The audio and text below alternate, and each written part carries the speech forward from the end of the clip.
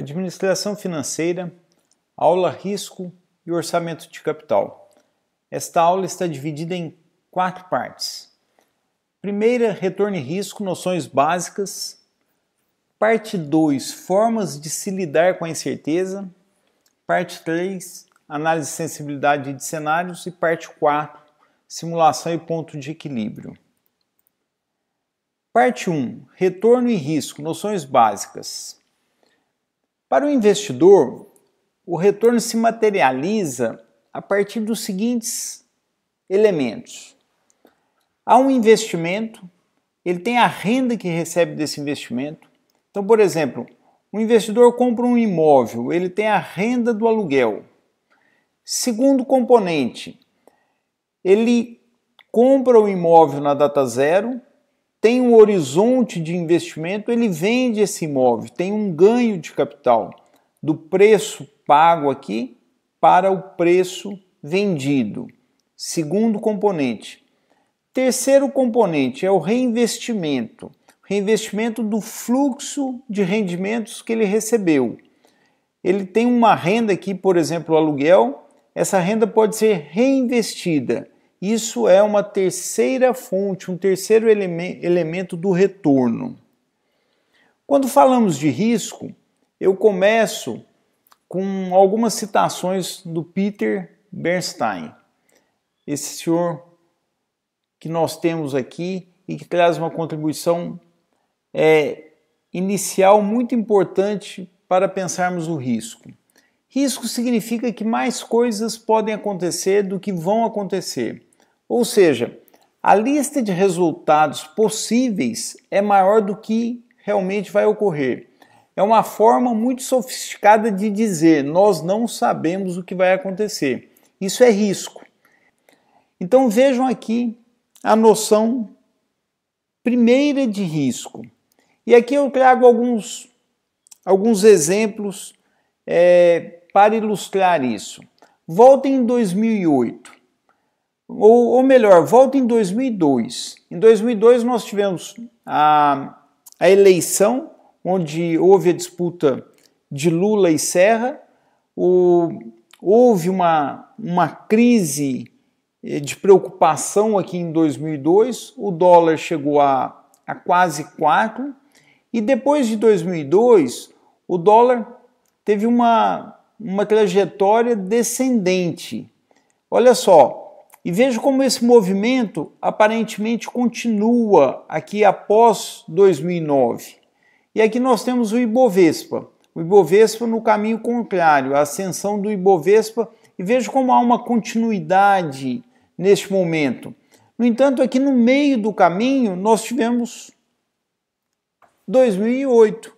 Olha o que aconteceu. O país vinha numa tendência, no entanto, no meio do caminho, nós tivemos isso. Isto é risco. A mesma coisa aconteceu no mesmo período, o gráfico é o mesmo, o gráfico traz o mesmo período, aqui eu estou ilustrando com dólar também, a mesma trajetória do dólar, e aqui uma commodity. Veja o que acontece, nós temos o dólar caindo, a commodity subindo, e no meio do caminho nós temos essa inversão. Veja aqui a queda abrupta da commodity, a alta abrupta do dólar. Imagine o que isso significa para as posições patrimoniais das empresas, para as posições ativas, as posições passivas, para os fluxos operacionais, para os fluxos de financiamento, para os investimentos, para as decisões de investimentos, para os projetos de investimento em avaliação. Então vejam como é difícil as decisões das empresas. Por quê? Porque há risco. Por que há risco? Porque nós simplesmente não sabemos o que vai acontecer. Vamos trazer um pouquinho essa discussão para o momento que estamos vivendo, 2020 e 2021. A crise instalada por conta da pandemia, por conta do coronavírus e a pandemia que ele trouxe, a crise que ele instalou na economia mundial em todos os cantos do mundo. O que está acontecendo? É a grande pergunta. O que vai acontecer? É a pergunta mais importante ainda. Para refletirmos um pouquinho sobre isso, vamos voltar na nossa figura básica, né? Nós temos aqui os investimentos, né? Esses investimentos geram fluxo de caixa, o fluxo de caixa vem aqui para um processo de avaliação, seja de uma empresa, seja de um projeto, como nós estamos vendo lá na avaliação de projetos de investimentos. E do lado de cá nós temos o financiamento, a taxa que vai vir aqui para descontar o fluxo de caixa que estamos avaliando. Então, aqui é a nossa figura básica que nós voltamos sempre a ela. Um pouquinho antes de 2020, nós tivemos alguns fenômenos que valem reflexões sobre eles. O primeiro aqui são os juros muito baixos. Os juros muito baixos, eles têm dois efeitos imediatos para as empresas. Se nós pegarmos aqui os financiamentos das empresas, nós temos aqui em cima capital de terceiros, aqui nós temos capital próprio. Os juros baixos têm dois efeitos. Primeiro, os juros baixos tornam a renda fixa menos interessante. Então, os investidores procuram mais a renda variável. Então, nós temos uma injeção de capital nas empresas em decorrência disso. A segunda consequência de juros baixos eles tornam o capital de terceiros das empresas mais barato, eles propiciam alavancagem. Então é mais capital que vem via capital de terceiros para as empresas. Estes dois efeitos de juros baixos irrigam as empresas com capital, seja capital de terceiros, seja capital próprio. Em consequência disso, as empresas passam a ter mais capital para investir. E aí, isso tem uma segunda consequência. É a consequência de que mais demanda por projetos de investimentos. Por quê? Porque há oferta de capital, a disponibilidade de capital para investimento. Então, as empresas têm o quê? Mais recursos para investir. Se elas têm mais recursos para investir, elas vão demandar ativos, elas vão demandar bens de capital. Isso tem, por sua vez, outros efeitos. Como há, vamos falar assim, capital, as empresas tendem a subdimensionar o risco quando elas estão avaliando esses bens de capital, quando elas estão avaliando essas oportunidades de investimento.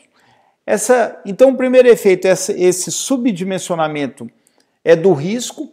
O spread de risco entre as diferentes classes de ativos se comprime, o que faz com que o preço pago pelo risco é menor, e há um segundo efeito, que é uma pressão sobre os preços dos bens de capital, que se tornam caros.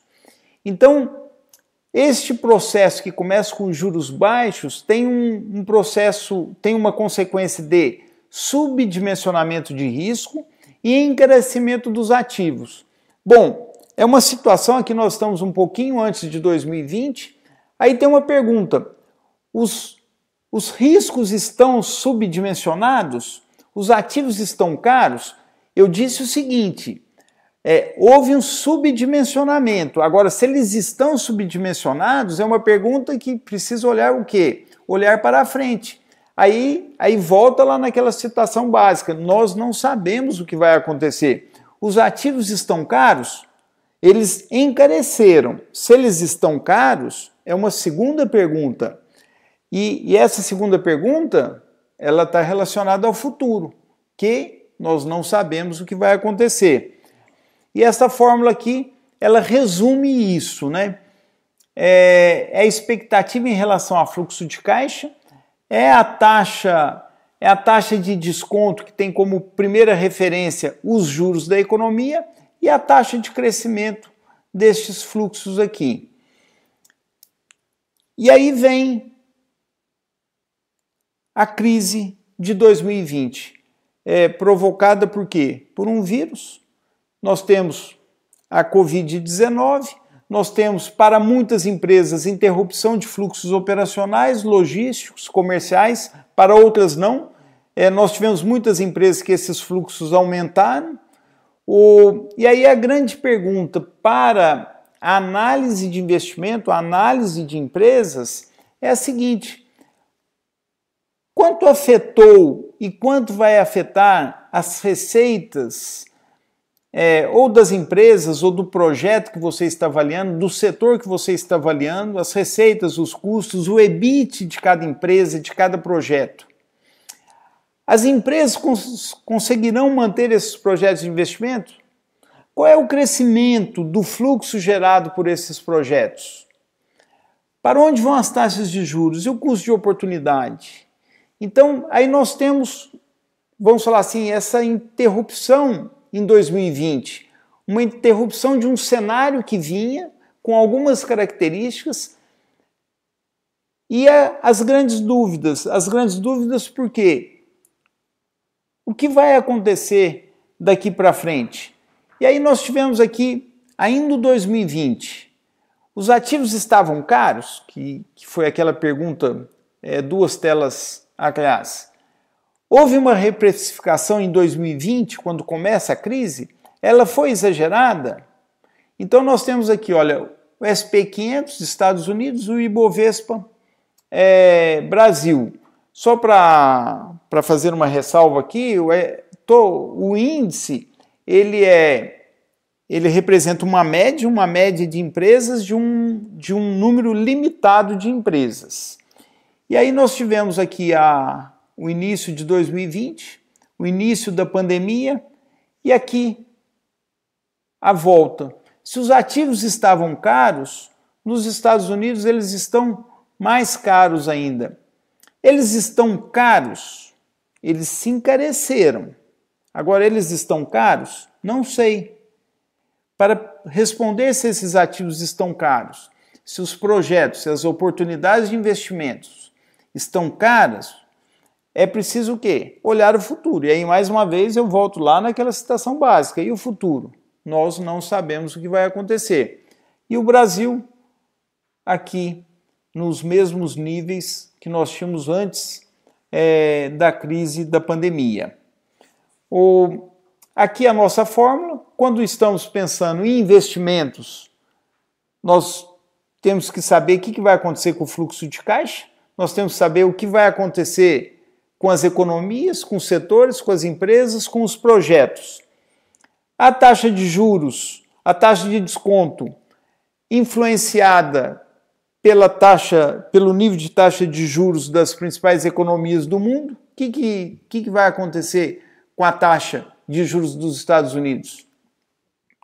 Incerteza, risco, futuro.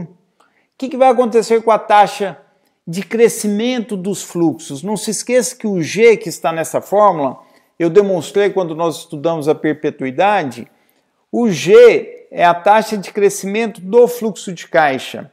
O que vai acontecer com o desempenho da economia? O que vai acontecer com o desempenho de um determinado setor, daquela empresa, daquele projeto? Isso define o que vai acontecer com o fluxo de caixa, com o crescimento do fluxo de caixa. Isto é avaliação de projetos de investimentos. E quando nós estamos avaliando um projeto de investimento, nós temos que olhar o futuro. E o que vai acontecer no futuro, voltando à citação, nós não sabemos. Com isso, eu termino esta parte que é noção básica de retorno e risco. Qualquer comentário, mandem-me um e-mail. Daqui a pouco, parte 2.